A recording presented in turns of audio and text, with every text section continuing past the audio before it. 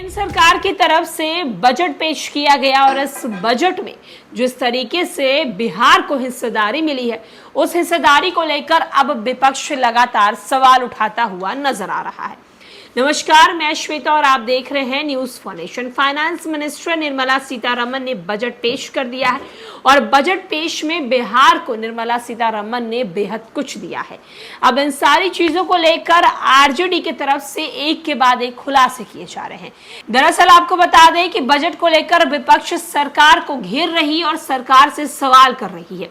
विपक्ष का कहना है कि केंद्र की सरकार ने बीजेपी को झुनझुना थमा दिया है। नीतीश कुमार अब 5 साल तक सिर्फ और सिर्फ झाल पीटते रहेंगे क्योंकि केंद्र सरकार ने उन्हें स्पेशल राज्य का दर्जा नहीं दिया है और बजट के नाम पर एक झुनझुना थमा दिया है और नीतीश कुमार को कहा है कि ये झुनझुना लीजिए और इसको आप बजाते रहिए। बिहार की मुख्य विपक्षी पार्टी राष्ट्रीय जनता दल ने बुधवार को आरोप लगाया है कि केंद्रीय आम बजट में स्पेशल पैकेज देने वाले नाम पर बिहार के लोगों को गुमराह करने की कोशिश की जा रही है। पुरानी योजनाओं को रीपैकेजिंग करके लगभग 58 करोड़ का स्पेशल पैकेज दिखाया गया है।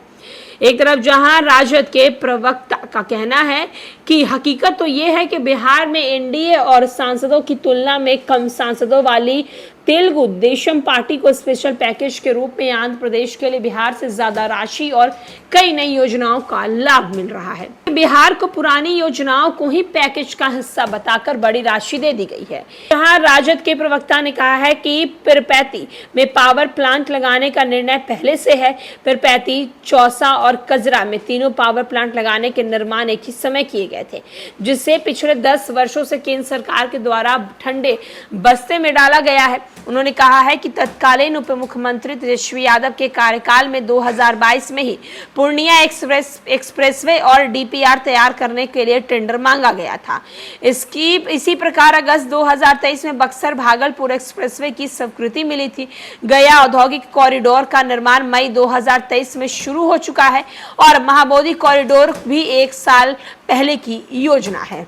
प्रवक्ता का कहना है कि प्रधानमंत्री नरेंद्र मोदी द्वारा 2015 में जो स्पेशल पैकेज की घोषणा की गई थी और जदयू भाजपा के नेताओं के द्वारा जो दावा किया जा रहा था उससे बिहार को क्या मिल गया है, तो उन्होंने बताया कि उन्हें बताना चाहिए था, वो उन्हें दिखाई नहीं दे रहा है क्या। उन्होंने तंज कसते हुए कहा कि सीएम ने पटना विश्वविद्यालय को केंद्रीय विश्वविद्यालय का दर्जा के लिए विशेष रूप से आग्रह किया। बजट के विशेष पैकेज में उसकी भी चर्चा नहीं की गई।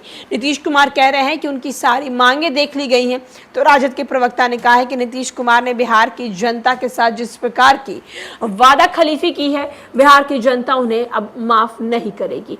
तो एक तरफ जहां स्पेशल पैकेज देने के लेकर विपक्ष जो है वो सरकार पर निशाने साध रही है और राजद के प्रवक्ता के द्वारा नीतीश कुमार से सवाल किए जा रहे हैं। सवाल ये किए जा रहे हैं कि पटना यूनिवर्सिटी को केंद्रीय विश्वविद्यालय का दर्जा देने को लेकर आप लगातार मांग कर रहे हैं, लेकिन इसको लेकर बजट में कोई बात नहीं हुई है।